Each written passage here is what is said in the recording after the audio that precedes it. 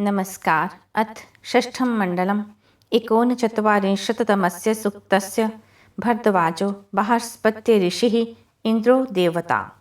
अब षष्ठम मंडल के 39वें सूक्त का प्रारंभ है। मंद्रस्य कवेः दिव्यस्य वह्नेः विप्रमन्मनो वचनस्य मध्वः अपानस्तस्य सचनस्य देवेशो युवस्व गृणते गो अग्राहा।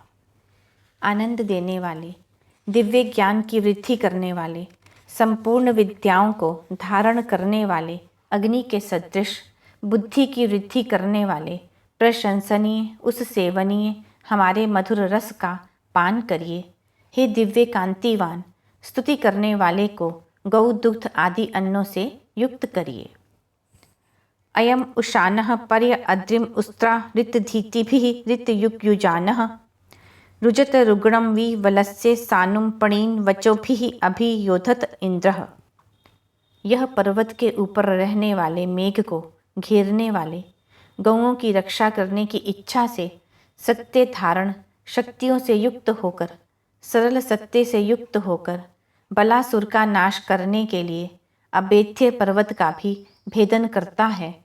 प्रशंसा करने योग्य व्यवहारों के द्वारा प्रेरित होकर इंद्र विशेषता से युद्ध करता है। अयम द्योतयत अद्युतो व्यय अक्तून दोषावस्तुः शरद इंदुः इंद्रः इमम केतुम अदधुः नु चिद अहनाम शुचि जन्मन उषसः चकार। हे इंद्र, इस सूर्य के द्वारा प्रकाशित चंद्रमा सोम ने अंधेरी रात्रियों, दिनों को और वर्षों को प्रकाशित किया। चंद्रमा के द्वारा काल की गणना हुई। चंद्रमा की गति से ही दिन, पक्ष, मास और वर्ष आदि हुए। निश्चित रूप से इसे दिवसों की ध्वजा के रूप में धारण किया गया। उषा कालों को अपने तेज से शुद्ध तेजस्वी बनाया। अयम रोचयत अरुचो रुचानो अयम वासयद व्यऋतेन पूर्विः अयम ईयत ऋतयुग्भिः अश्वै स्वरविदा नाभिना चरश्नि प्राहा। वह सूर्य रूप से दीप्तिमान होकर अप्रकाशित लोकों को प्रकाशित करता है।